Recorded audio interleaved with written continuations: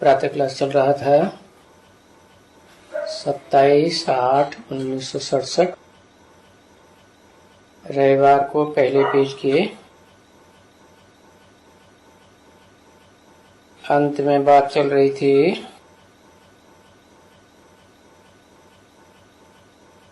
कि इस समय जो दुर्गति में है उन सब का, जो भी बड़े बड़े होकर गए हैं, स्टैंप बनाते रहते हैं। बाप बैठ समझाते हैं सबका सदगति दाता तो एक है। अगर अब इस समय कलयुग का अंत आकर हुआ है, तमो प्रधान कलयुग है, पाप की दुनिया है, इस समय अगर बाप ना आए तो जैसे कि ये नरक में गोता खाए रहे हैं, रहो रब नरक में खाते ही रहेंगे। अभी तो जिन जिन की जयंती मनाते हैं वो सारे के सारे नरक में गोते खाए रहे हैं।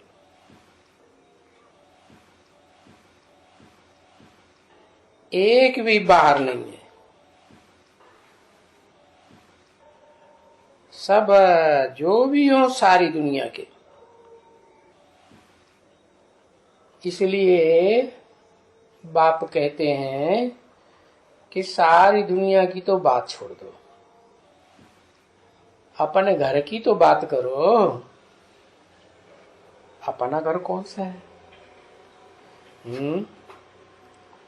और सारी दुनिया का घर कौन सा है? क्या अंतर है?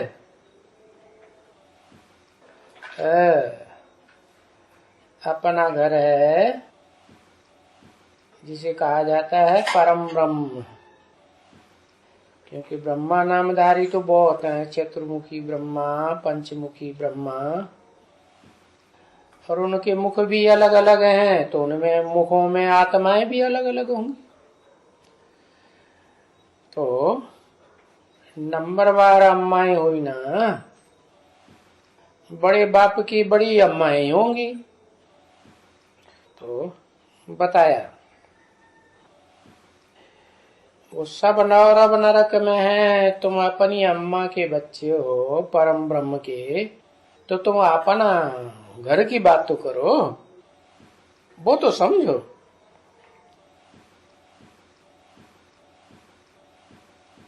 अपने घर की बात समझने से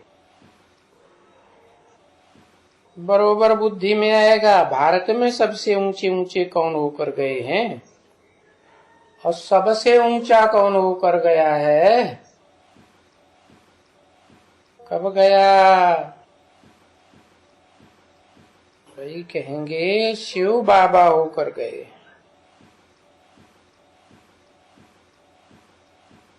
जरूर वही है, क्योंकि वो शिव बाबा ही पतित पावन है। शिव बाप है पतित पावन या शिव बाबा है पतित पावन? कोई अंतर है शिव बाबा में और शिव बाप में? शिव बाप है बिंदु बिंदु आत्माओं का बाप, उसको अपना शरीर होता ही नहीं है। इसलिए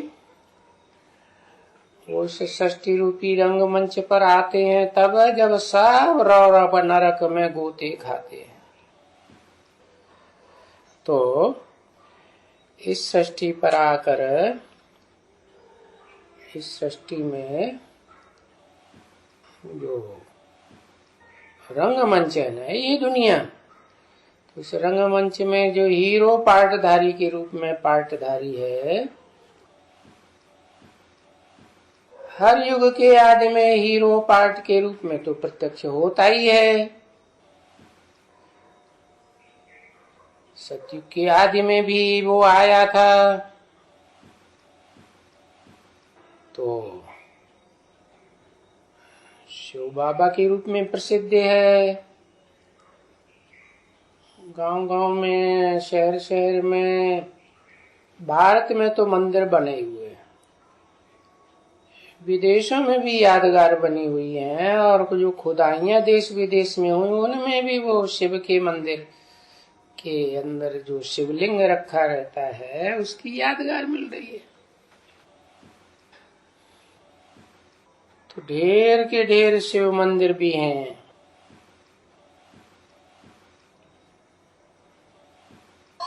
27/8/1967 की वाणी का दूसरा पेज। और वो मंदिर अक्सर करके ऊंची पहाड़ियों पर बनाए जाते हैं। क्यों ये यादगार क्यों? क्योंकि ऊंची स्टेज में रहता है। ऐसे नहीं पतितों को पावन बनाने के लिए कोई पहाड़ पे जाके बैठेगा। तो ऊंची तकड़ियों पर मंदिर बनाते हैं, है ही ऊंचे थे ऊंचा। अच्छा, ये तो बाप को भूल गए हैं भारतवासी। क्या भारतवासी बने? जो भारत के दिल में रहने वाले हैं। क्या कहाँ के वासी हैं? वही भारत जिसका नाम दिया परम ब्रह्म। परम ब्रह्म के वासी हुए ना। बच्चे कहाँ से पैदा होते हैं? माँ से पैदा होते हैं। तो वो है महान ते महान ब्रह्म। ये भारतवासी उनकी संतान हैं, और ये भूल गए हैं। क्या भूल गए कि नहीं भूल गए? कैसे पता चलता है कि भूल गए? ऐसे पता चलता है कि वो बोलते ही रहते हैं भारत माता की जय, भारत माता की जय। अरे भारत माता की जय बोलते रहते, पिताजी कहाँ चले गए? अरे भारत में तो सदभाओं की पूजा होती है, सदभाओं की मान्यता है। विधवाओं को तो माना नहीं जाता है, मानते नहीं है। तो भूले हुए हैं ना। तब तो बाप की बात नहीं बोलते कुछ भी। वही बाप भारत को स्वर्ग का मालिक बनाते हैं, जिसको इतना महत्व देते हैं।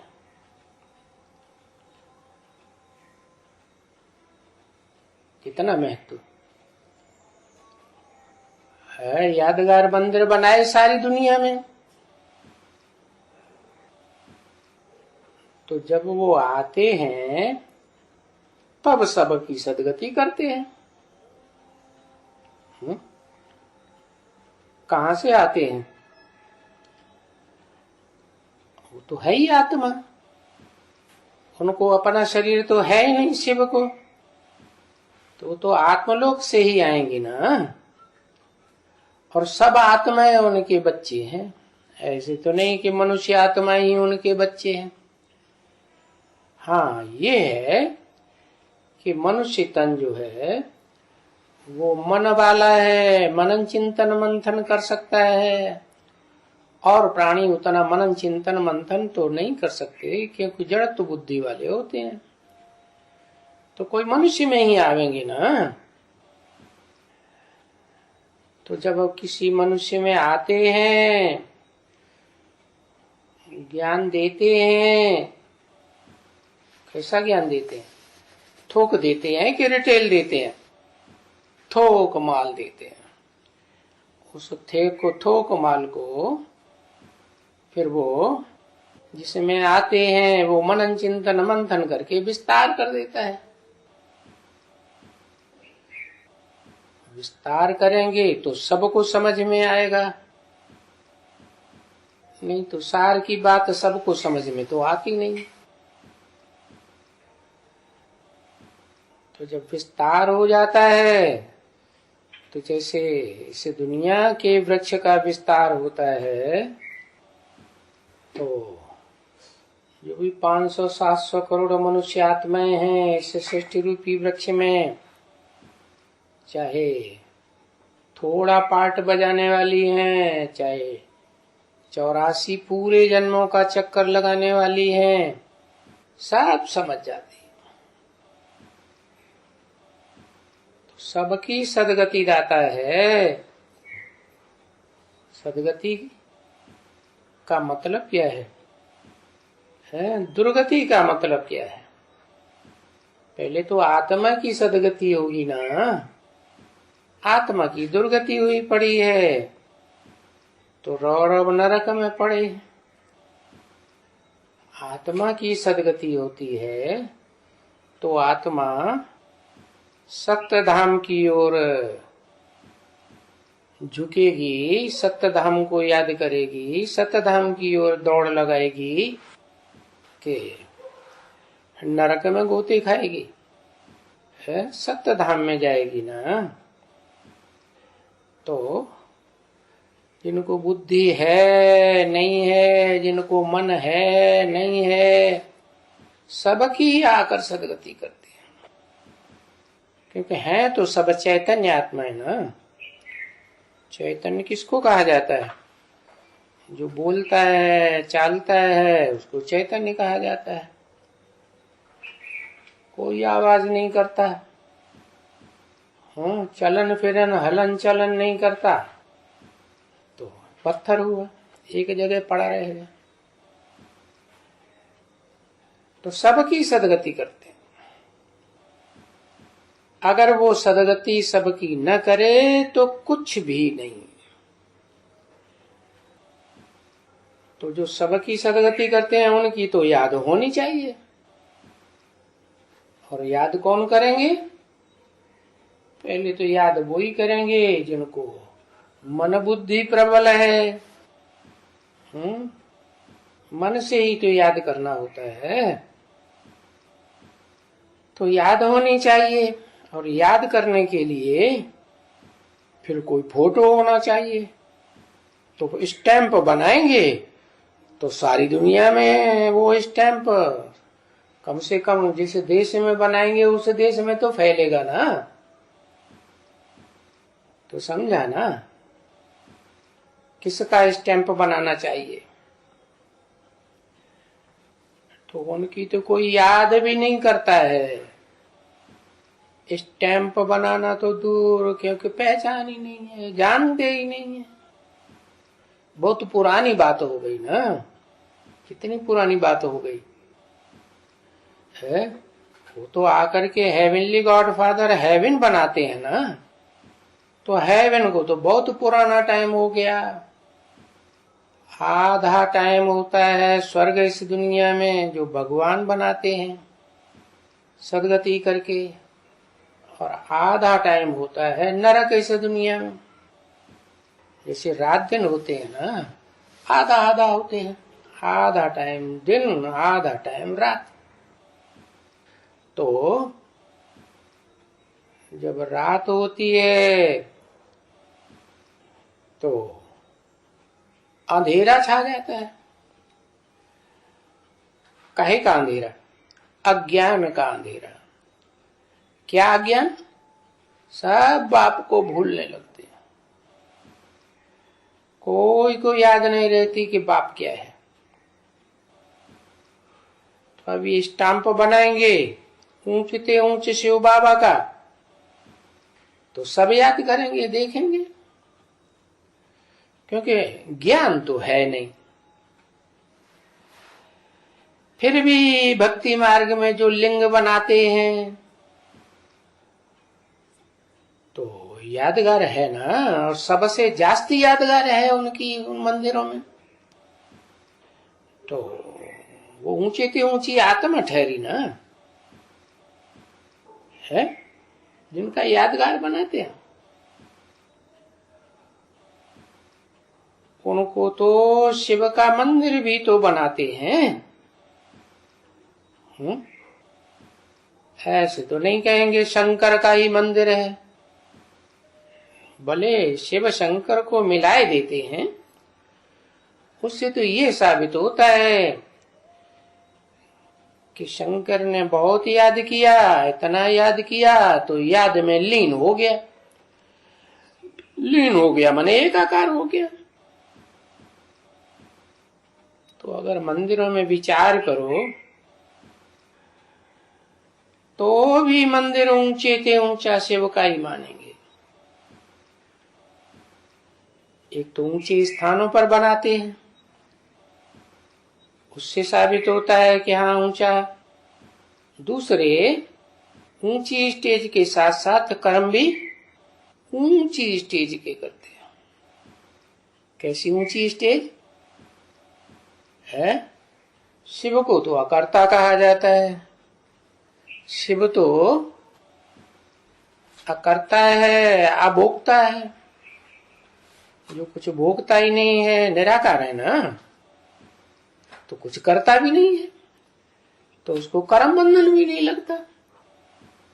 तो जिसमें प्रवेश करता है, जिसका अपना शरीर है, वो ही करेगा ना कर्म इंद्रियों से।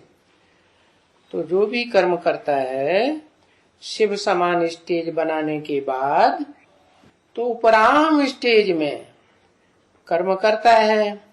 जैसे शिव इस षष्ठी पर आते हैं, बच्चों को प्यार देते हैं, ज्ञान सुनाते हैं, लेकिन कोई के लगाव में तो नहीं आते। तो ऐसे ही जिसमें प्रवेश करता है वो भी उसको आप समान बनाकर जाते हैं, तो उनकी यादगार बनती है। बाकी तो शिव बाप कहते हैं कि मैं न पूज्य बनता हूं न पुजारी बनता हूं। क्या? मैं पूज्य देवता नहीं बनता हूं। अगर मैं पूज्य देवता बनूं तो सवाल पैदा होगा किसने बनाया, कब बनाया? अच्छा, बनाने से पहले क्या थे? क्या हमेशा देवता ही थे? तो वो भी बात साबित नहीं होती। इस सृष्टि पर सदा तो देवताएं होते ही नहीं है, न सदा स्वर्ग होता है। देवताएं तो स्वर्ग में ही होते हैं। तो साबित हो जाता है कोई ऐसी एक ऊंच आत्मा है जो न्यारी रहती है। क्या? इस साकार सृष्टि में आती तो है,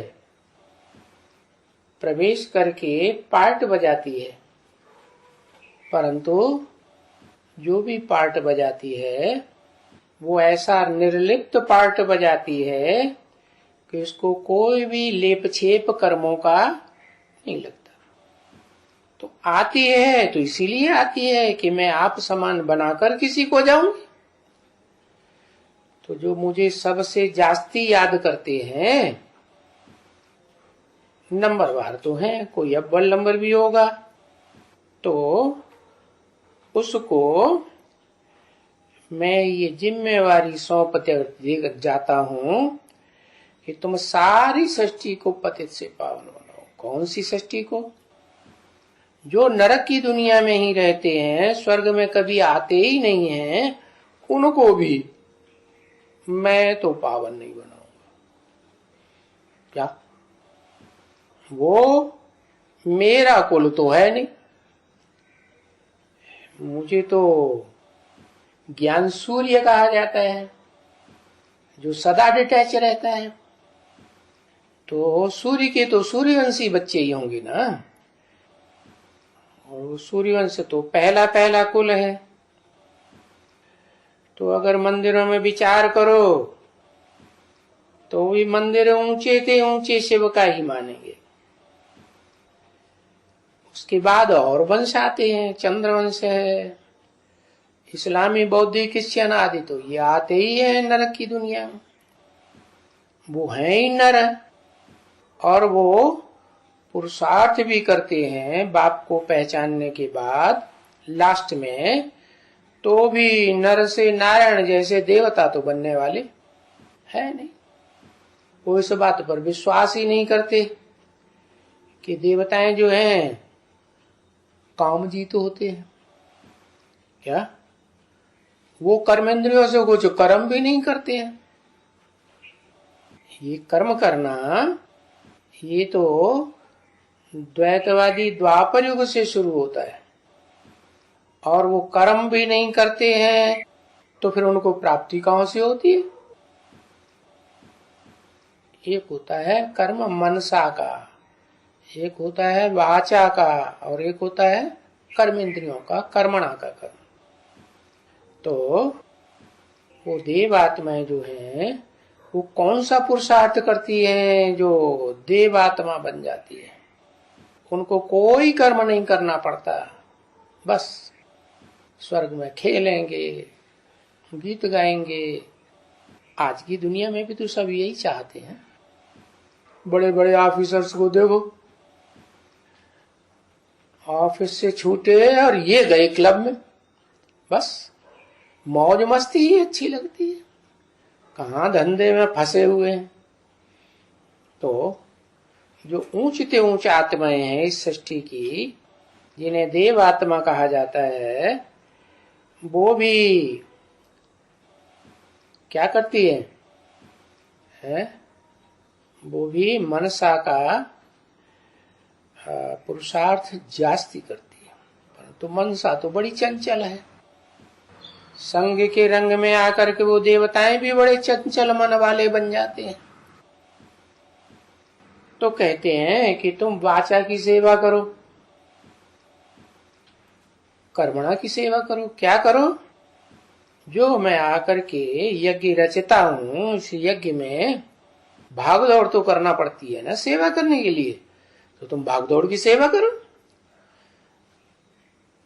तुम्हारे पाप कर्म धीमे होते रहेंगे, हल्के होते रहेंगे, बहुत हल्के हो जाएंगे तो तुम्हारी वाचा भी खुल जाएगी, और वाचा से सेवा करेंगे तो तुम्हारी मनसा भी एकाग्र होने लगेगी।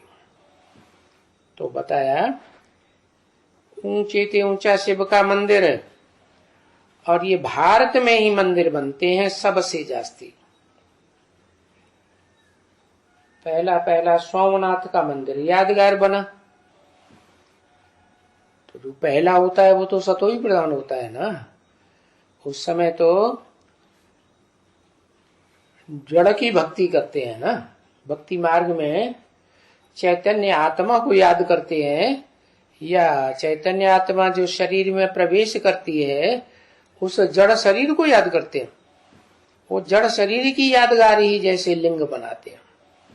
परंतु सात्विक स्टेज में जो लिंग बनाया, उस सात्विक स्टेज की यादगार में ये साबित होता है वो जड़ लिंग चैतन्य स्टेज में भी था। चैतन्य आत्मा थी और बाप समान शिव समान थी, इसलिए उसको शिव और शंकर को मिलाकर एक कर दिया। तो वो यादगार सोमनाथ मंदिर में थी। आत्मा की यादगार हीरा दिखाया, क्योंकि हीरा तो पत्थर होता है और शिव तो कभी पत्थर बनता नहीं है।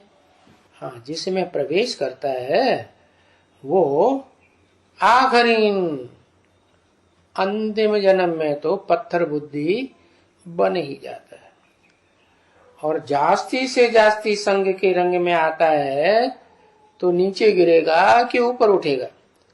जब तक मनसा पूरी कंट्रोल न हो तब तक ऊंचे बुंडे उठने का तो सवाल ही। जब मनसा से ऐसे कर्म करे कि मनसा इतनी एकाग्र हो जाए, वाइब्रेशन को कंट्रोल करने लगे मन बुद्धि, तो फिर वशीकरण मंत्र की पावर आ जाती है।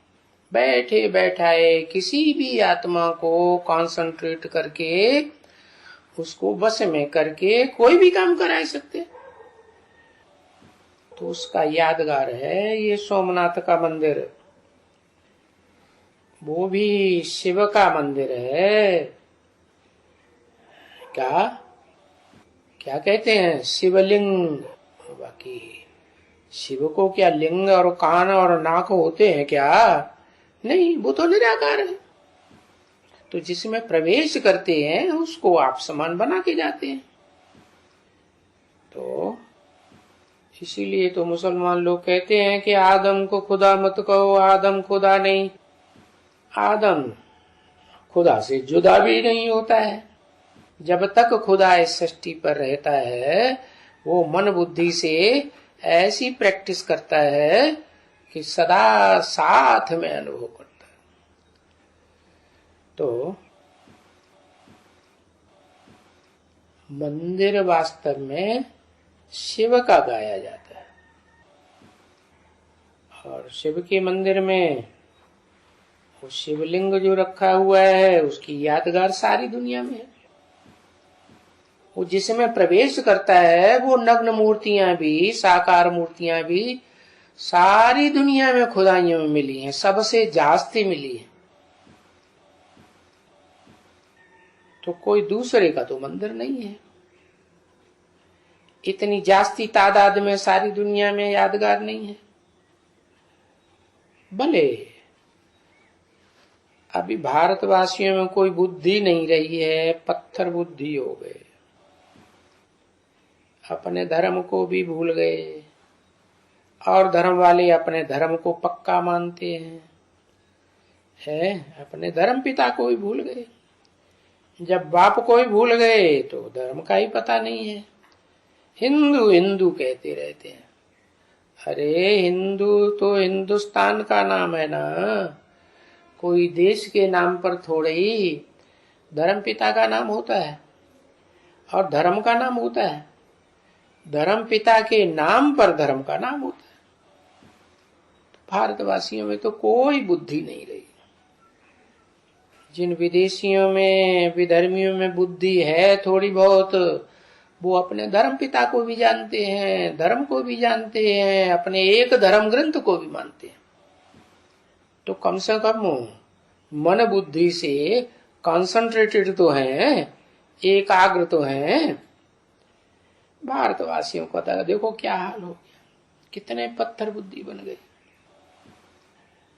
तो उनको ये पता ही नहीं पड़ता है कि ये शिव कौन है, सोमनाथ कौन है। क्या? क्योंकि सोम तो चंद्रमा को कहा जाता है। सोमनाथ का मतलब ये है चंद्रमा को नाथने वाला। तो चंद्रमा को ही नाथने का यादगार क्यों है? जो सतो प्रधान शिव का मंदिर द्वापर के आदि में बनाया भक्ति मार्ग की शुरुआत में, तो उसका कारण ये है कि वो चंद्रमा ही वास्तव में मन की यादगार है। क्या? चंद्रमा जो है ना स्थूल, ऐसे स्थूल चंद्रमा, वैसे वो सूक्ष्म चैतन्य चंद्रमा, वो सूरज चांद सितारे तो जड़ यादगार हैं, आसमान के जड़ सितारे। लेकिन जो धरती के चैतन्य सितारे हैं, वो धरती के चैतन्य सितारों में इस धरती के सबसे नजदीक कौन है? चंद्रमा। तो वो चंद्रमा ब्रह्मा की यादगार है। क्या? इसलिए कहते हैं कृष्ण चंद्र। क्या कहते हैं? कृष्ण चंद्र। और वही ब्रह्मा जब अपने बाप को पहचान लेता है तो फिर बाप का नाम बाला करता है। इसलिए बाप कहते हैं, राम बाप को कहा जाता है और कृष्ण बच्चे को कहा जाता है। बच्चा का मतलब कोई बच्चा बुद्धि नहीं होता है। शिव बाप जब आते हैं इस सृष्टि रूपी रंगमंच पर, है तो बुढ़ा। क्या? ब्रह्मा को बुढ़ा दिखाते हैं कि बच्चा दिखाते हैं? दाढ़ी मूंछ वाला दिखाते हैं। बूढ़ा भी है, और जब तक ब्रह्मा के रूप में पार्ट बजाता है अपने बाप को पहचान कर बाप समान नहीं बनता है, तब तक दाढ़ी मूंछ ही दिखाते हैं ब्रह्मा को। फिर जब पहचान लेता है तो ब्रह्मा को क्लीन शेव भी दिखाते हैं। और ब्रह्मा के जो 4-5 मुख दिखाते हैं, वो 4-5 मुख जो है वो संगठित होने की यादगार है। जैसे रावण के 10 सिर दिखाते हैं तो इकट्ठे दिखाते हैं या अलग अलग? इकट्ठे दिखाते हैं। भले अनेक मुख हैं रावण के, तो अलग अलग भाषाएं बोलेंगे ना, तो भले बोलते हैं, लेकिन जो राज्य कहा जाता है वो रावण का ही कहा जाता है। जो कंट्रोल है दुनिया का, वो 10 सिर मिलकर के कंट्रोल करते हैं दुनिया को। तो अनेकों के द्वारा कंट्रोल हो गया, माना प्रजातंत्र शासन हो गया।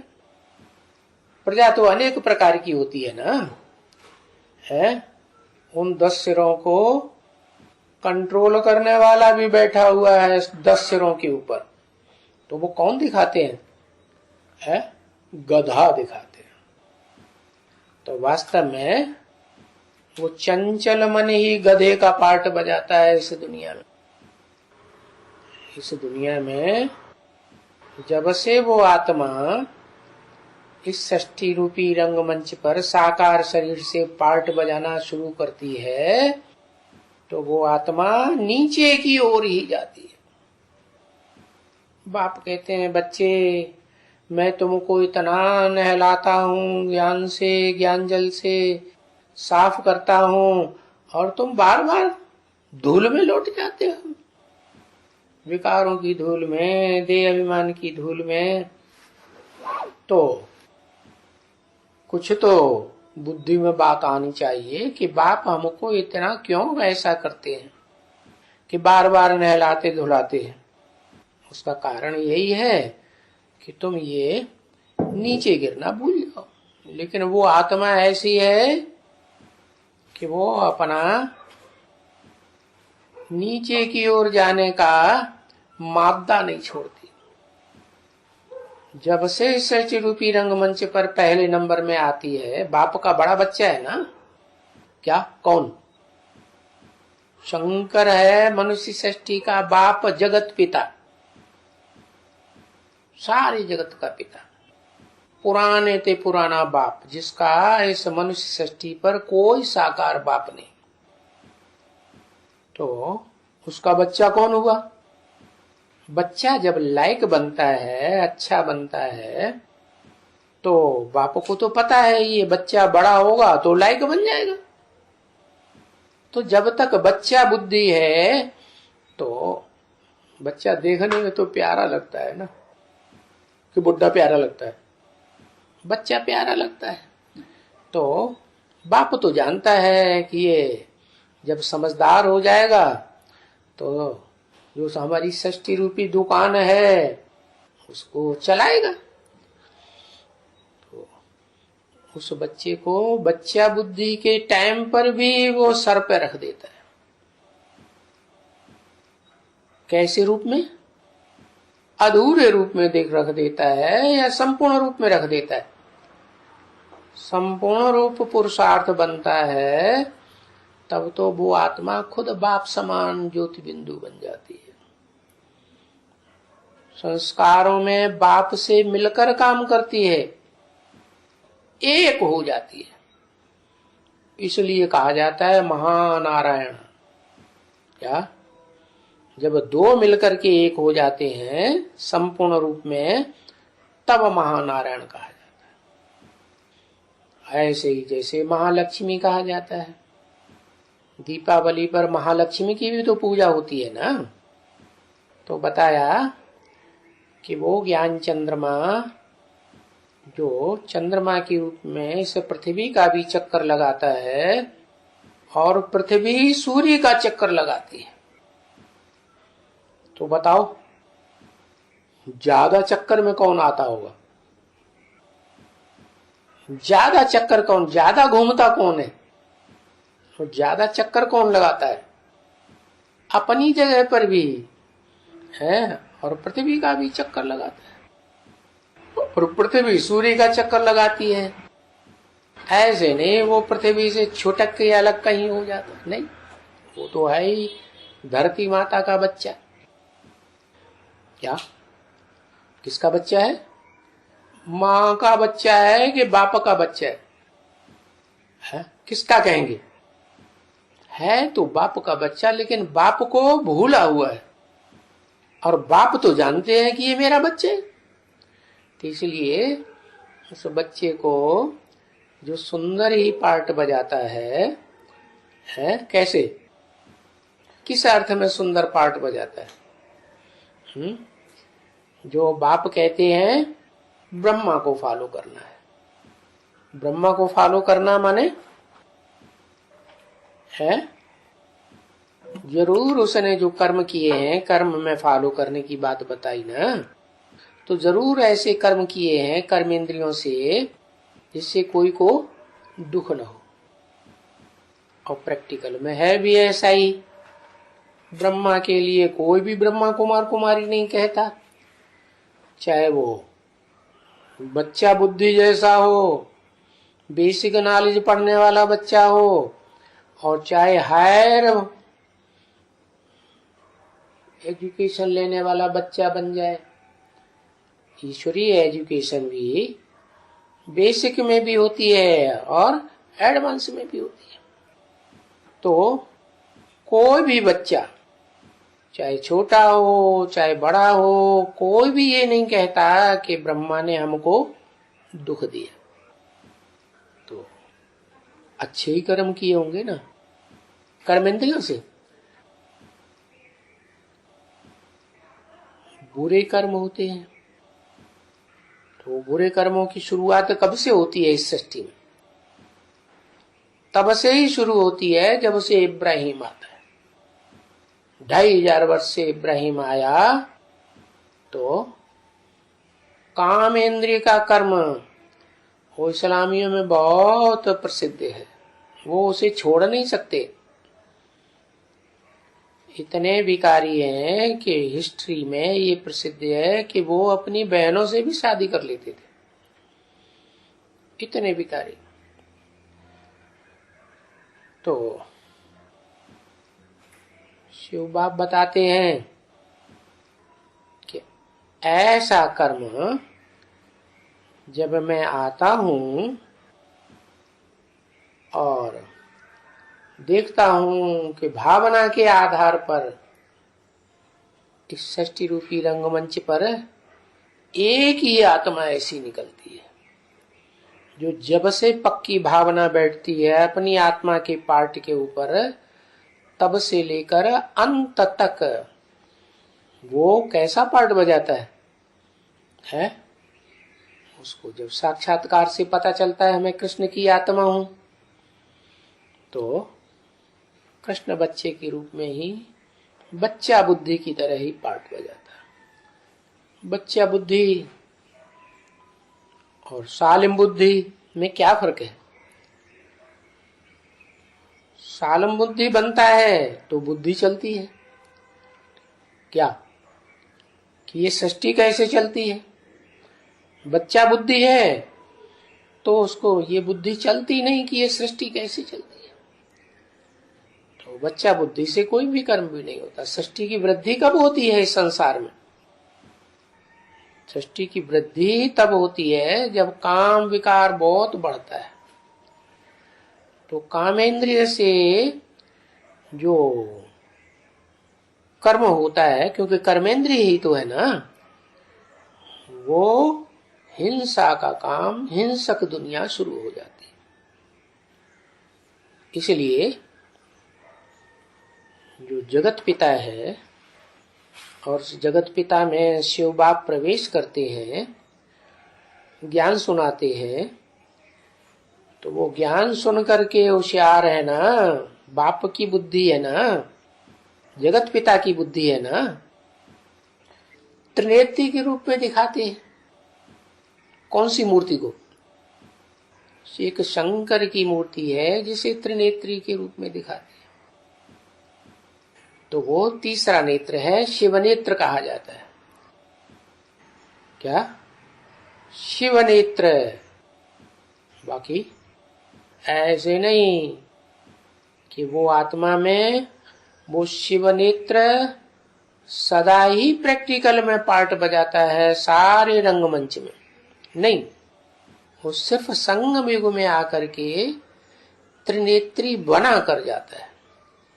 यानी बुद्धि रूपी नेत्र इस संसार में ड्रामा का जो ब्रॉड ड्रामा है 4 युगों का, 4 सीन का, उसमें अगर कोई श्रेष्ठ कर्म करने वाला है, बुद्धि के आधार पर फैसला करके, निर्णय करके क्या करना चाहिए क्या न करना चाहिए, उनमें अव्वल नंबर वो आत्मा सतयुग के आदि से लेकर के कलयुग के अंत तक, जब तक सुप्रीम सोल बाप आत्माओं का बाप इस सृष्टि पर न आए, तब तक पक्का पक्का जो श्रीमत दी थी उसी के अनुसार बुद्धि चलाता है। तो बताया वो शिव समान हो गया, और वो शिव जो सोमनाथ कहा जाता है वो ही शंकर शिव समान बना हुआ ज्ञान चंद्रमा को नाथ डाल देता है कान में, नाक में।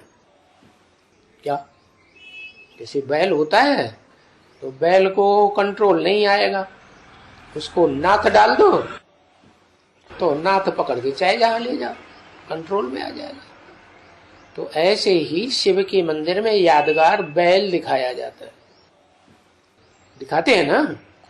तो वो बैल वास्तव में ज्ञान चंद्रमा ब्रह्मा की यादगार है, और वो बैल ही वास्तव में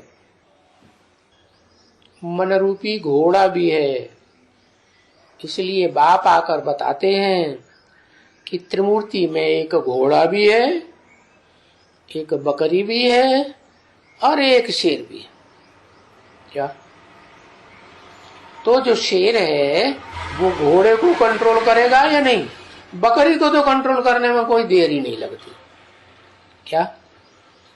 उसको तो कोई भी, शेर की तो बात छोड़ो, चीता होगा, चित्तल होगा, बघर्रा होगा, तेंदुआ होगा, वो भी कान पकड़ के ले जाएगा। लेकिन घोड़ा और बैल तो बड़ा होता है ना, तो कैसा भी पावरफुल बैल हो, शेर क्या करेगा? शेर तो उसको कब्जे में कर ही लेगा। तो क्योंकि शेर जो जंप लगाता है ना, वो हाई जंप लगाता है।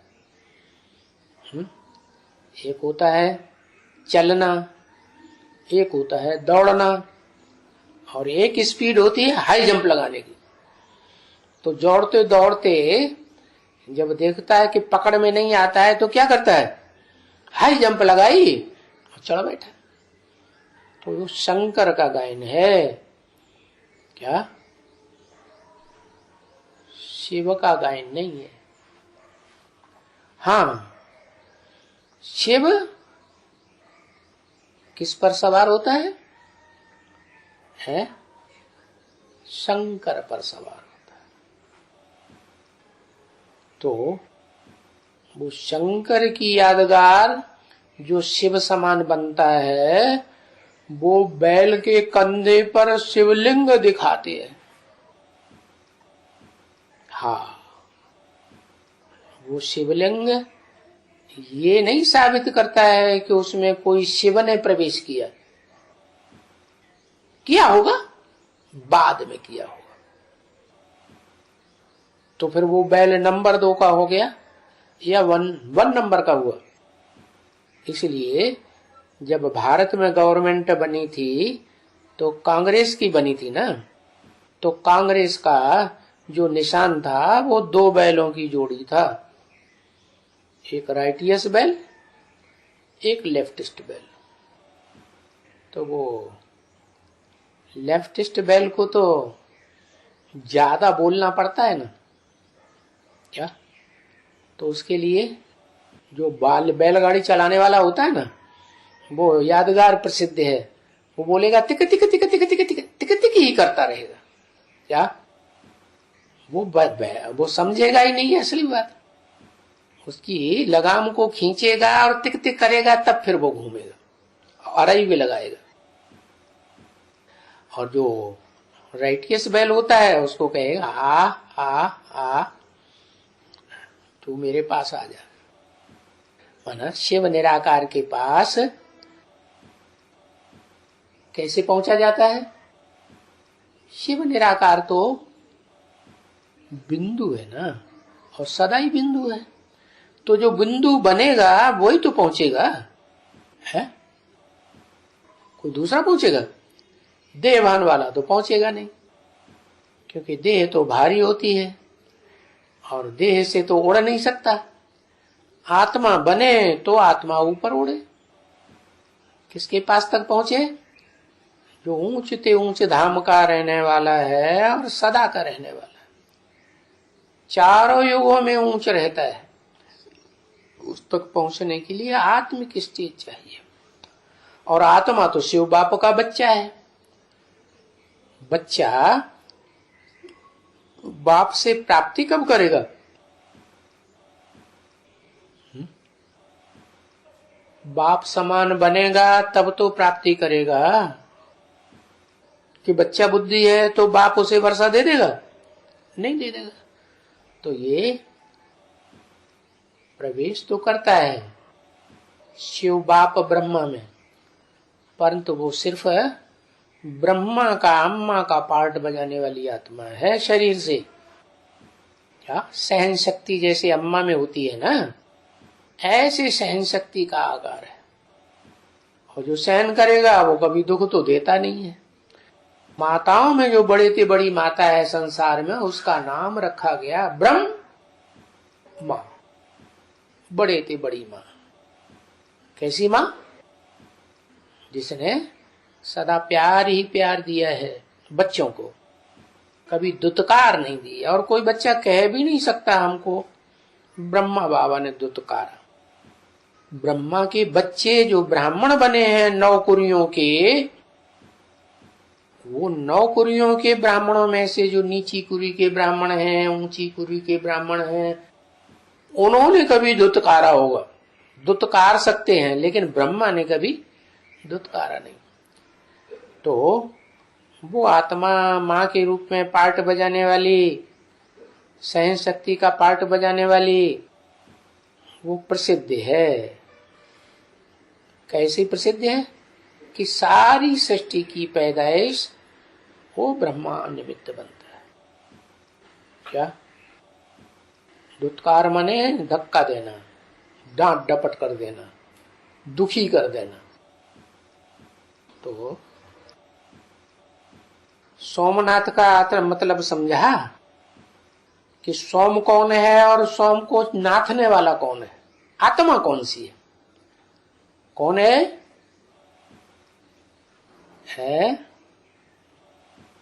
हाँ, जो चंद्रमा दिखाते हैं शंकर में सर के ऊपर, तो बाप है। बच्चे को जानता है ये मेरा बच्चा है, पहलौटी का, मेरी ज्यादा पवित्रता की पावर से, लंबे समय की प्योरिटी की पावर से पैदा हुआ।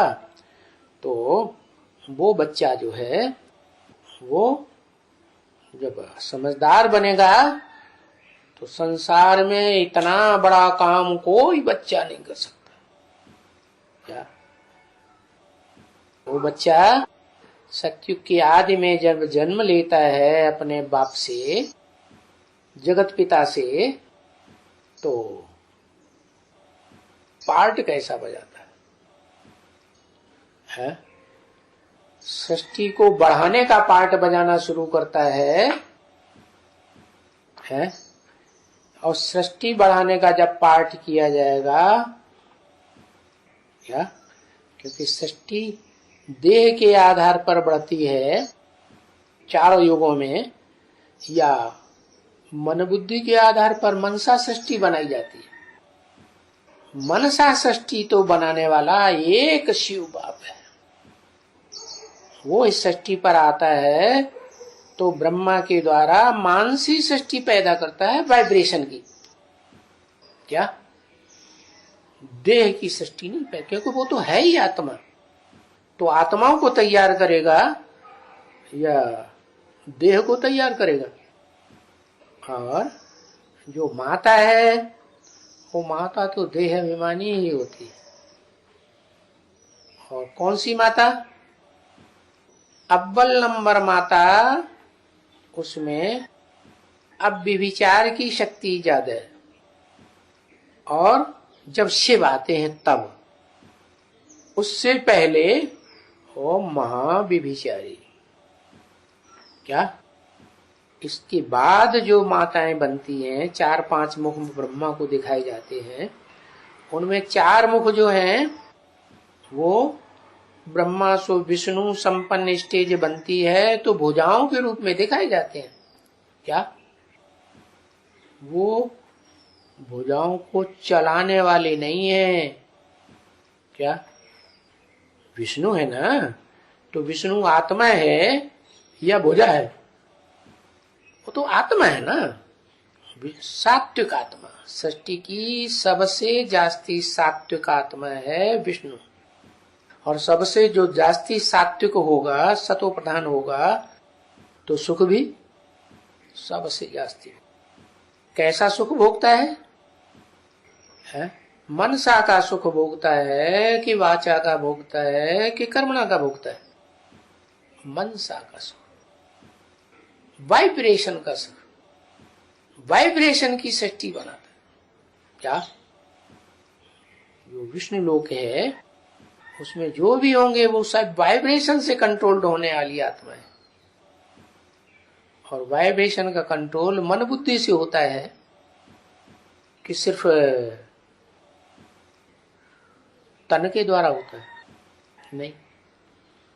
तो बताया कि ये जो सोमनाथ कहा जाता है वो उस ज्ञान चंद्रमा को नाथने वाला उसका बाप है। प्रैक्टिकल में इस षष्ठी रूपी रंगमंच पर हीरो का पार्ट बजाने वाला जो शंकर के रूप में प्रसिद्ध है, जिसका कोई साकार में बाप नहीं होता, तो उसको कहते हैं सोमनाथ। सोमनाथ मंदिर सतो प्रधान। उसके बाद तो तमो प्रधान मंदिर बनने लगे, उसमें आत्मा को भूल गए। क्या? और वैसे भी जो यादगार है वो हीरा, उसकी यादगार है कोहिनूर हीरा। क्या? वो कौन है? भूल गए सब। क्या? वो हीरा जब कलयुग आता है तो जमीन दोष होने लगता, जमीन में कहीं गड़ गया होगा, नहीं गड़ गया। तमो प्रधान होता है तो धरणी माता में दबता नहीं है, है? और धरणी माता में दबता है तो आरंभ में तो ऊंची स्टेज का था। जैसे कहते हैं हाथी को कहते हैं ना, हाथी कैसा भी कमजोर हो जाए तो भी जो कंडों का बटिया होता है ना, कंडे इकट्ठे किए जाते हैं जहां, वैसा तो रहेगा ही। तो ऐसे ही ऊंची स्टेज वाला जो सृष्टि के आदि में ऊंची स्टेज बनाता है, सारी सृष्टि रूपी रंगमंच में कैलाशी वासी कहा जाता है।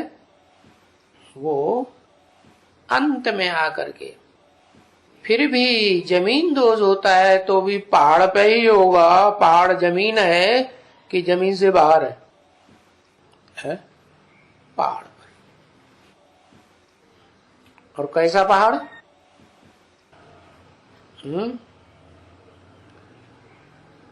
एक तो पहाड़ है जिसे कहा जाता है ऐसा ऊंचा पहाड़ जो सारी सृष्टि में प्रसिद्ध है,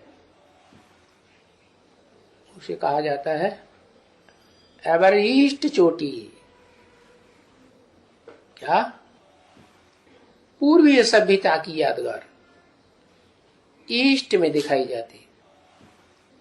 सूरज कहां से निकलता है? उत्तर पूर्व से ही निकलता है ना। तो यादगार भी वही बनी, लेकिन उसकी यादगार जो शिवलिंग बनाते हैं, जो वास्तव में शंकर के शिव समान बनने की यादगार है, वो लिंग में जो हीरा है, वो हीरे को सब भूल जाते हैं। क्यों भूल जाते हैं? क्योंकि स्टेज ही उसकी प्रैक्टिकल में, इस संसार में कलयुग के अंत में नीचे गिर जाती है, और वो विधर्मियों में मिक्स होकर के एक हो जाता। तो उसकी यादगार भी कहां मिलेगी?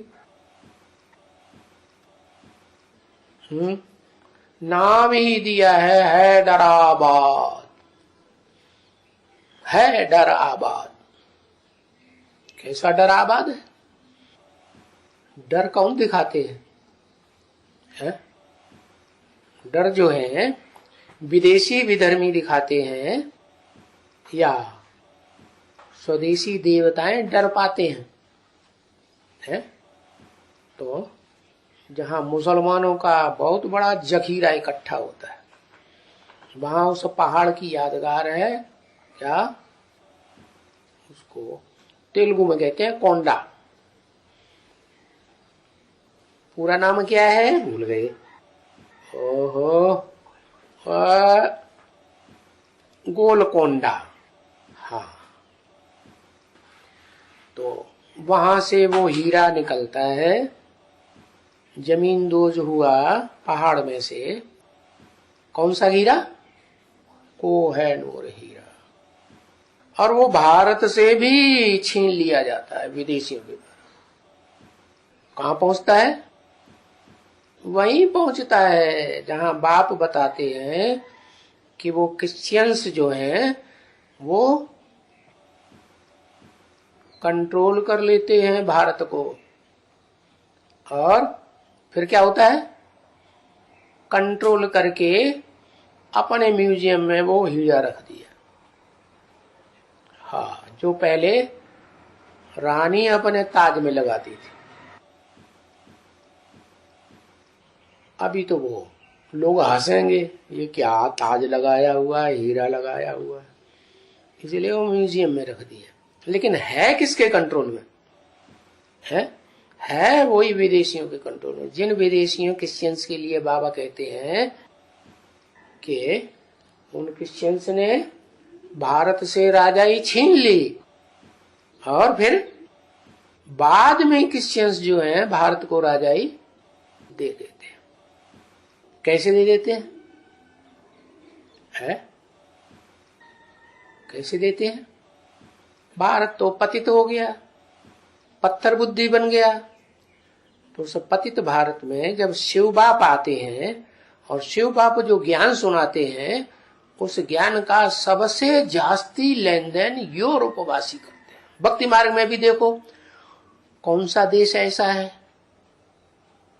यूरोप में जिसने भारत के शास्त्रों का बहुत अध्ययन किया है? याद है? नहीं याद है? जर्मनी। क्या इतना शास्त्रों का अध्ययन यहाँ के भारतवासी जो पंडित विद्वान आचार्य हैं उन्होंने भी नहीं किया होगा। और ढेर सारा शास्त्र वांग में ले जा करके उन्होंने अपने वहां लाइब्रेरी में रखा हुआ है। लेकिन उस देश का नाम पड़ा है जड़मनी। मनी माने धन संपत्ति। धन संपत्ति तो है, लेकिन जड़त्व बुद्धि वालों के पास है। तो उन शास्त्रों से उन्होंने क्या उठाया? जड़त्व बुद्धि से एटम बम बनाना सीख लिया। शास्त्रों में पढ़ा ना कि पहले अग्नेयास्त्र थे, और वो अग्नेयास्त्र यादवों के पास थे। यादवों के पेट में से मिसाइल्स रूपी मूसल निकले, और उन मूसलों से उन्होंने सारी दुनिया को ध्वस्त कर दिया, खुद भी खत्म हो गए। कहते हैं महाभारत युद्ध के बाद ऐसा हुआ था। तो क्या कहेंगे? चतुर्थ विश्व युद्ध कहेंगे कि नहीं? ऐसा चतुर्थ विश्व युद्ध। अब भारत में तो मान्यता है कि विश्व युद्ध कराने का जो मुखिया है वो का लक़ब किसको देते हैं? सारी दुनिया का संहार करने वाला कौन गाया जाता है? कहते हैं शंकर ने सारी दुनिया का विनाश किया। ब्रह्मा ने दुनिया बनाई। क्या दुनिया में जितने भी धर्म हैं, खास खास उन सभी धर्म वालों को जन्म दिया, ब्रह्मा के द्वारा जन्म हुआ। इसलिए भारत में ब्राह्मण 9 कुरियों के माने जाते हैं। वही 9 कुरियों के ब्राह्मण सतयुग में 9 नारायण बनते हैं।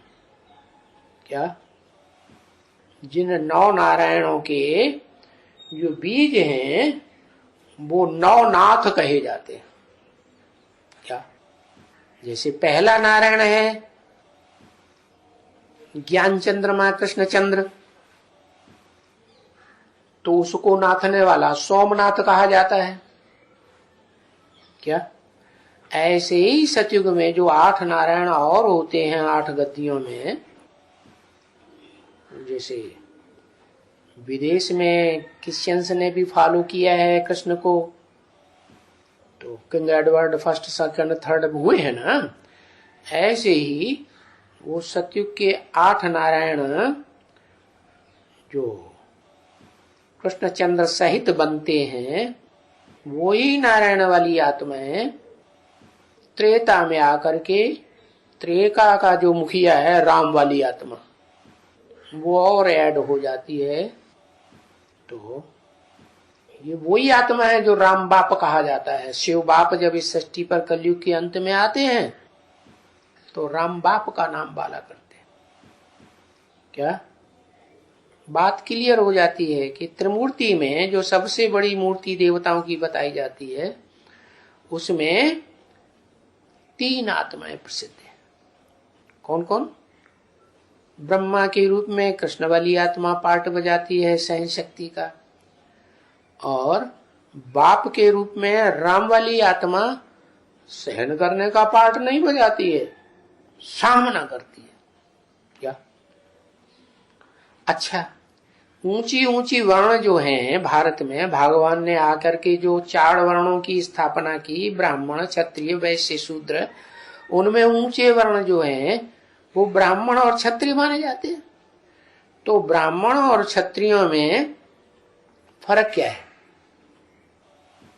कहते हैं ऊंचे से ऊंचा ब्राह्मण माना जाता था वशिष्ठ ऋषि को, और क्षत्रिय माना जाता था, क्षत्रिय थे विश्वामित्र। तो विश्वामित्र को बड़ा घमंड था कि मेरे पास, मैं शस्त्र चलाने में मैं तो क्षत्रिय हूं, शस्त्र चलाने में बहुत तेज होशियार, मेरे से कोई जीत ही नहीं सकता। तो अज्ञानता में आकर के उन्होंने वशिष्ठ से लड़ाई लड़ना शुरू कर दिया। उन्होंने वशिष्ठ से गाय मांगी और वशिष्ठ जी ने गैया दी नहीं। हाँ, कामधेनु गैया जो सभी कामनाओं की पूर्ति की करती है, तो नहीं दी, तो उन्होंने लड़ाई लड़ी तो वशिष्ठ जी के पास तो ज्ञान दंड था, और तो पास उनके पास कोई शस्त्र होते ही नहीं ब्राह्मणों के पास, तो वो दंड आगे कर देते थे। क्या जैसे दिखाते हैं ना, चंद्रगुप्त में दिखाते हैं ना, उनका गुरु था चाणक्य, तो अपने हाथ में क्या रखता था? दंड रखता था।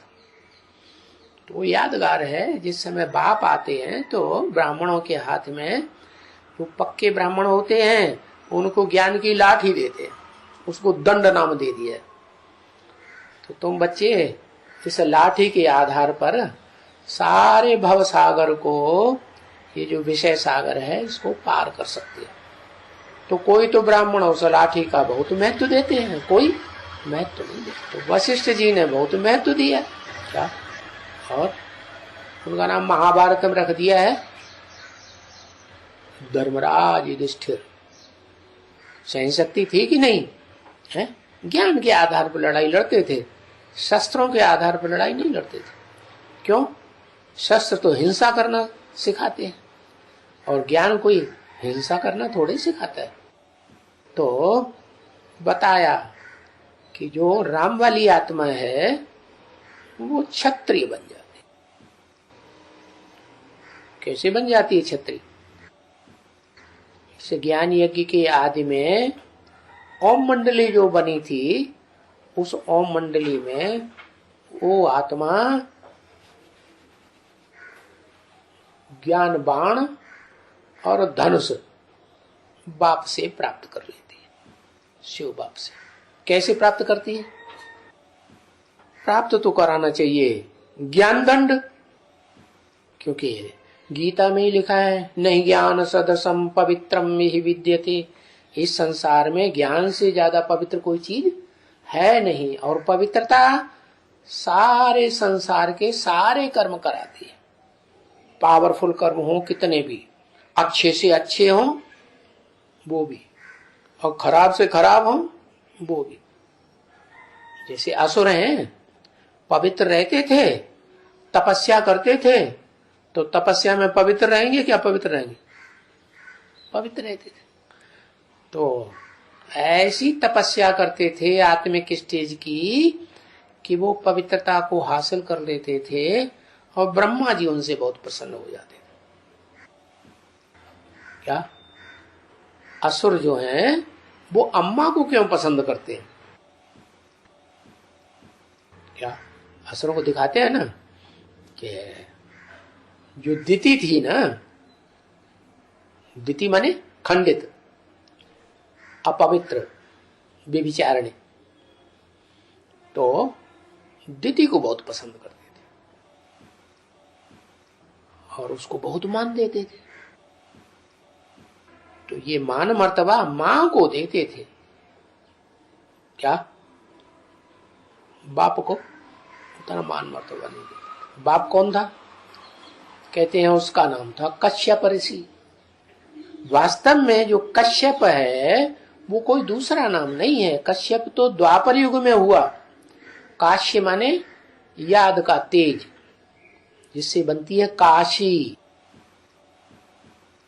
सबसे ज्ञानी नगरी कौन सी मानी जाती है दुनिया भर में? ज्ञानियों का सेंटर वाराणसी, जहां काशी नगरी भी है, जहां गंगा और वो वरुणा नदी मिलती है तो नाम पड़ता है वरुणासी। तो उस जगह जहां मेल होता है उसका नाम है काशी। तो वो काशी को पीने वाले का नाम रख दिया है कश्यपा। क्या करता था? योग का जो पावर है वो सबसे जास्ती वो पीता था। कब पीता था?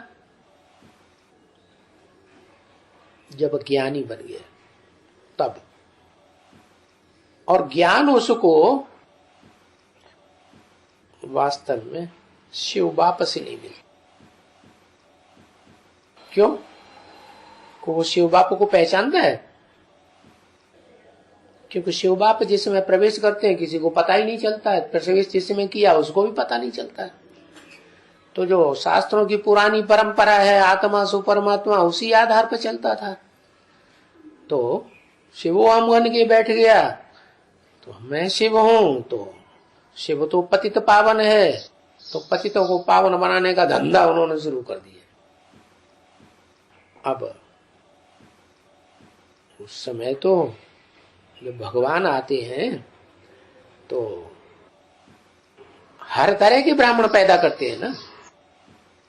तो वशिष्ठ जी भी तो होंगे उनकी आत्मा, जिन्हें धर्मराज कहा जाता है। तो वो आत्मा बार बार मना करती थी, क्या? कि तुम ये धंधा मत करो, क्योंकि पहचानते तो ब्रह्मा बाबा भी नहीं थे जो वशिष्ठ का पार्ट बजाने वाले हैं। क्या? युद्ध स्थिर का पार्ट बजाने वाले हैं। कैसा है युद्ध स्थिर? युद्ध में स्थिर रहने वाला। देहम वा पातयामि कार्यम वा साधय, देह भले छूट जाए ब्रह्म राक्षस बन के काम करूंगा।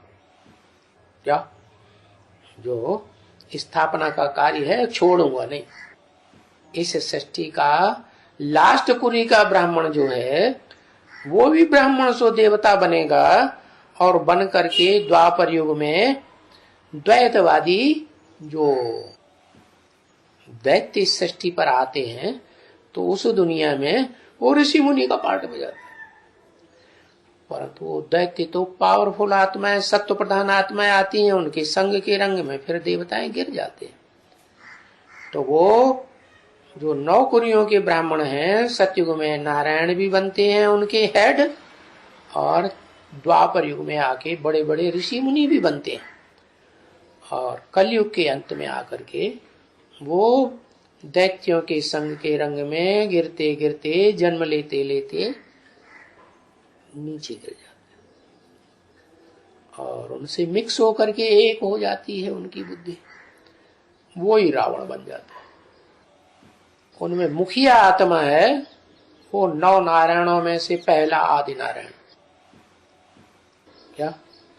हाँ, वो ही नारायण वाली आत्मा कलयुग के अंत में आकर के क्या रावण का मुख्य सिर कहेगा। इसीलिए बाप कहते हैं राम ही रावण बनता है। क्या? रावण बनता है राम? सारी दुनिया रावण संप्रदाय नहीं बनती है, बनती है, लेकिन अव्वल नंबर रावण भी वही और अव्वल नंबर राम भी वही। जब बाप का बच्चा बनता है शिव बाप का, तो शिव बाप उसकी दुर्गति तो नहीं होने देंगे। शिव बाप तो सबकी सदगति करता है। वो बच्चा समझाने पर भी ब्रह्मा बाबा जो वशिष्ठ ऋषि का क्या नाम धर्मराज का पार्ट है, सहन शक्ति का पार्ट है, वो बात नहीं मानता तो फेल हो गया।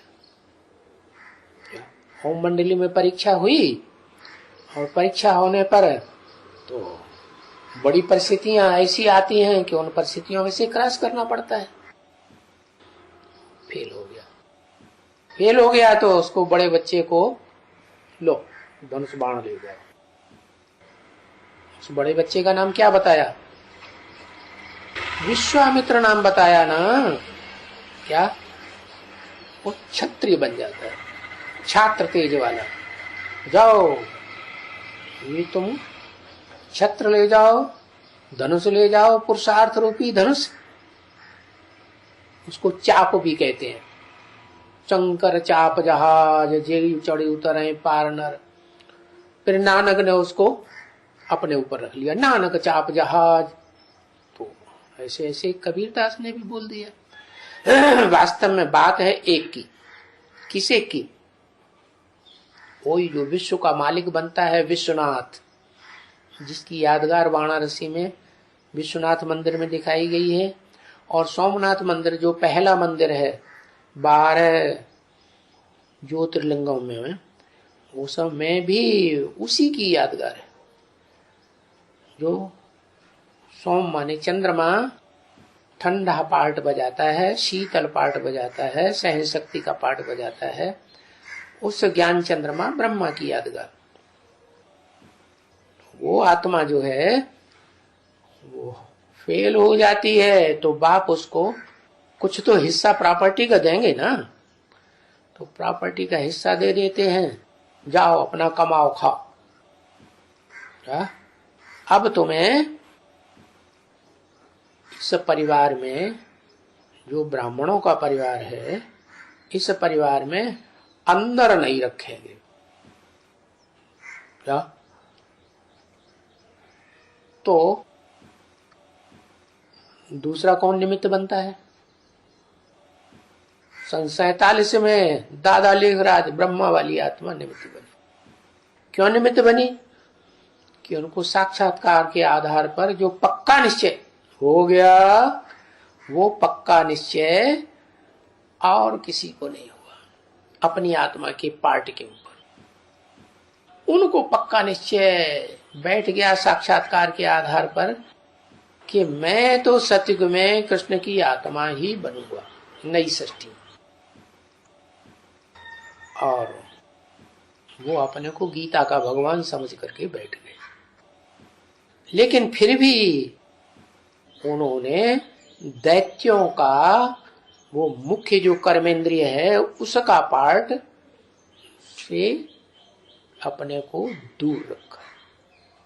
क्या क्या दूर रखा माने नगन नहीं हुए। वो जो मूतपलीति बनते हैं ना दैत्य, सारी दुनिया मूतपलीति बन गई है अभी तो सब दैत्यों की संतान बन गए, रावण की संप्रदाय, रावण संप्रदाय बन गए।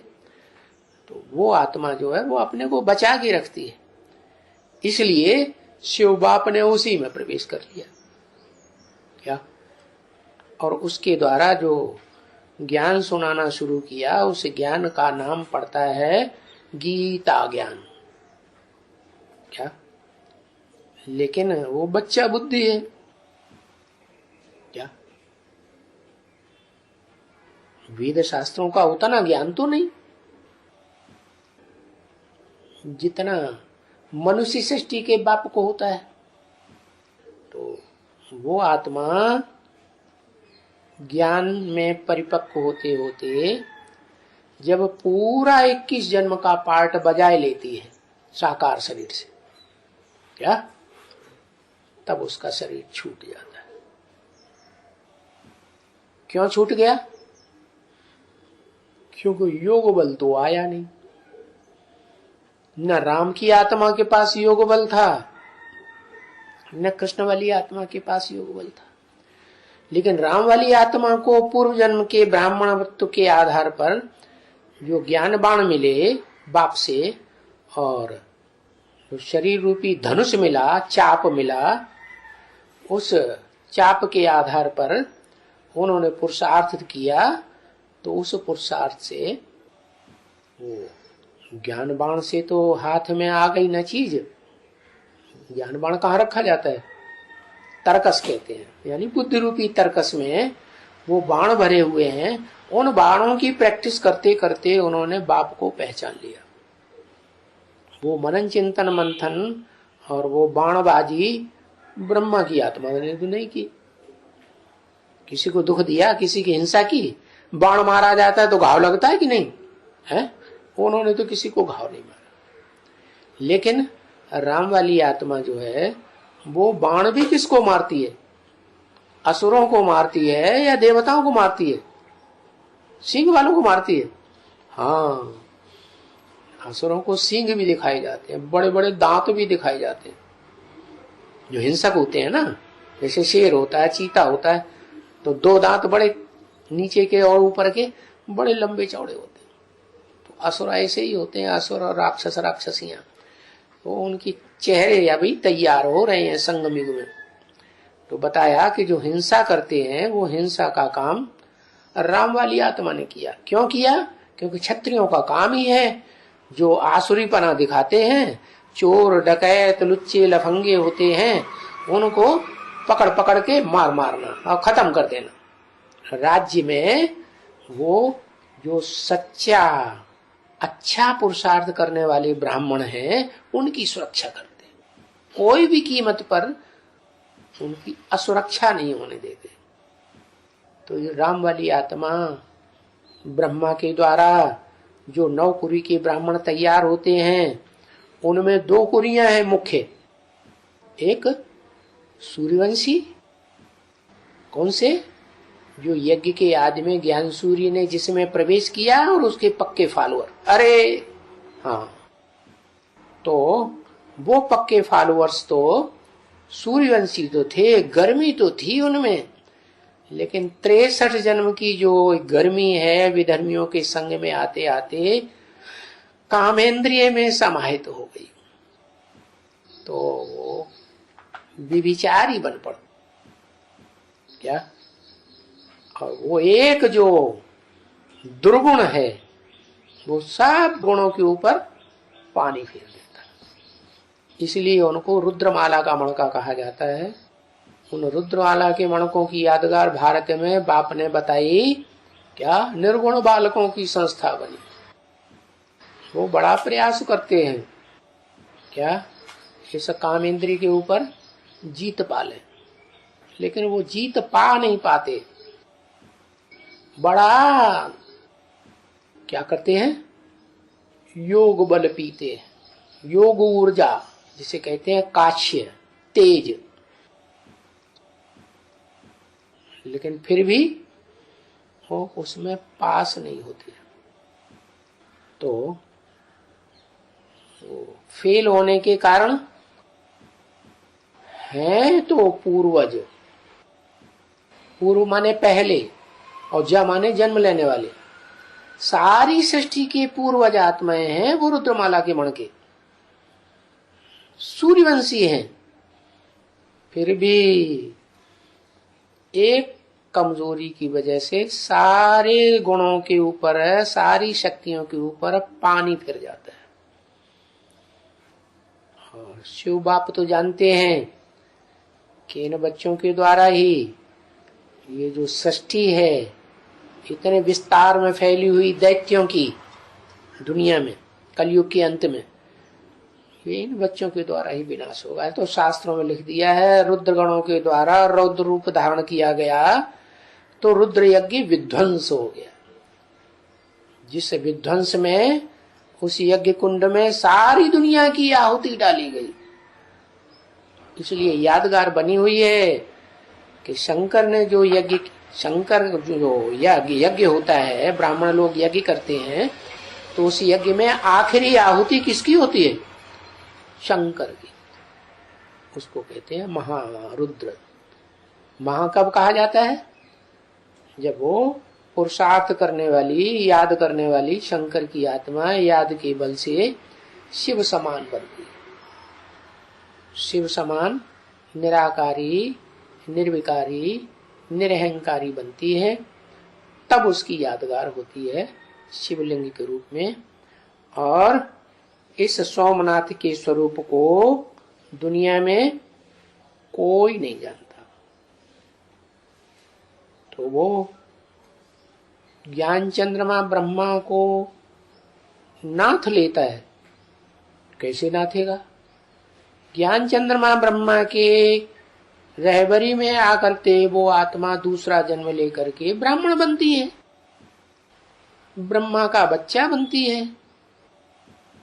तो बाप ज्यादा पावरफुल होता है कि बच्चा है? लेकिन वो बच्चा कैसा है, पूर्व जन्म से ब्राह्मण की पावर लेकर आया है कि नहीं, ज्ञान की पावर, ईश्वरी ज्ञान की, वो पावर लेके आता है। और ब्रह्मा पूर्व जन्म से कोई पावर लेके आए, दूसरा जन्म लिया क्या? नहीं। पूर्व जन्म में भी जैसे राम वाली आत्मा ने नहीं पहचाना, वैसे ब्रह्मा वाली आत्मा ने नहीं, और बिना पहचाने ही शरीर छोड़ करके चले गए। तो जो काम ब्रह्मा वाली आत्मा नहीं कर पाती, वो काम राम वाली आत्मा, जो यज्ञ के आदि में असल सूर्य का बच्चा थी, वो काम करके दिखाती है। ज्ञान बाणों के आधार पर बाप को पहचानती है और पहचान करके वो याद की स्टेज में टिकती है। बाप की जानकारी होगी तभी तो याद टिकेगी, जानकारी नहीं होगी तो याद तो टिकेगी नहीं। तो पहचान होती है, और पहचान होने के बाद जिस याद में टिक करके वो संसार में ब्राह्मणों की दुनिया में प्रसिद्ध होता है, तो वो समय की, वर्ष की यादगार मनाई जाती है ब्राह्मणों की दुनिया में। क्या, कौन सा वर्ष? अरे इतनी देर, 76 बाप का प्रत्यक्षता वर्ष। जो मनुष्य सृष्टि का बाप है वो प्रत्यक्ष होता है, कोई शरीर से नहीं, क्या, आत्मा से प्रत्यक्ष होता है। वो आत्मा जो है वो ब्राह्मणों की दुनिया में प्रत्यक्ष होने लगती है। किसके बीच पहले प्रत्यक्ष होगी? पहले चंद्रवंशियों के बीच में प्रत्यक्ष होगी या यज्ञ के आदि के जो सूर्यवंशी रुद्रमाला के मण के उनके बीच प्रत्यक्ष होगी? वो ही जो सूर्यवंशी बच्चे थे दोबारा जन्म लेकर के यज्ञ में आते हैं, ब्रह्मा के रहबरी में रह करके जिन्होंने ज्ञान को पकड़ा, ज्ञान को समझा, और उनमें जो अव्वल नंबर बच्चा है वो बाप के रूप में प्रत्यक्ष होता है, और उस बाप को वो बीज रूप आत्माएं पहचान लेती, जो सोमनाथ के रूप में पूजा जाता है। और फिर संसार में जो भी बहुत दुख देने वाले हैं, तो ज्ञान चंद्रमा तो ठंडा है, गर्म तो नहीं है, गर्म मिजाज का, लेकिन जो इब्राहिम बुद्ध क्राइस्ट आते हैं, जो प्रवेश करते हैं देवात्माओं में, क्या वही देवात्माएं द्वापर में आके ऋषि मुनि बनती हैं, उनमें प्रवेश कर जाते हैं, तो वो बड़े बड़े कांटे हैं इस संसार के, बहुत दुखदाई। हाँ, तो उन दुखदाइयों में क्या होता है? कंट्रोल करने का काम किसका पड़ता है? वो ही रुद्रमाला के मणकों में ये पावर है सूर्यवंशियों में, वो उनका मुकाबला करते हैं। द्वापर युग के आदि से लेकर मुकाबला करते करते इन विधर्मियों से कलयुग के अंत में आकर के संग के रंग में आकर के नीचे गिरेंगे, ऊपर उठेंगे, है नीचे गिर जाते हैं। बार बार बार बार बार बार युद्ध किया जाएगा तो आत्मा कमजोर बनेगी या पावरफुल? और एक से युद्ध तो है नहीं, यहाँ तो अनेकों विधर्मी दैत्य बैठे हुए हैं, तो बड़े बड़े बबूल के जो कांटे हैं उनको नाथ लेता है। कब? जब याद में परिपक्व स्टेज होती है शंकर की, इसलिए शंकर को हमेशा याद में बैठा हुआ दिखाते हैं। तो वो बबूलनाथ भी है, क्या ठंडे ठंडे ज्ञान चंद्रमा सोम का नाथ भी है, उसको भी नाथता है। जब मुखिया को नाथ लिया तो और देवताएं तो नाथने में आसान। ऐसे ही जो बड़े बड़े कांटे हैं, सबसे बड़ा कांटा कौन सा होता है द्वापर युग से? काम का कांटा, काम विकार का कांटा है। इब्राहिम और उनके फॉलोअर्स और बड़े बड़े बबूलों को भी कंट्रोल कर लेता है, जो माया की दुनिया बनाते। तो माया की दुनिया की यादगार भारतवर्ष में कौन सा शहर है? बंबई। हाँ, वो बबूलनाथ है, उनको भी कंट्रोल कर लेता है। तो बताओ सोमनाथ कौन है, बबूलनाथ कौन है? ये किसी को भी पता नहीं, ये तुम बच्चों को पता है। क्या तुम बच्चों को बाप आकर बताते हैं? ओम शांति।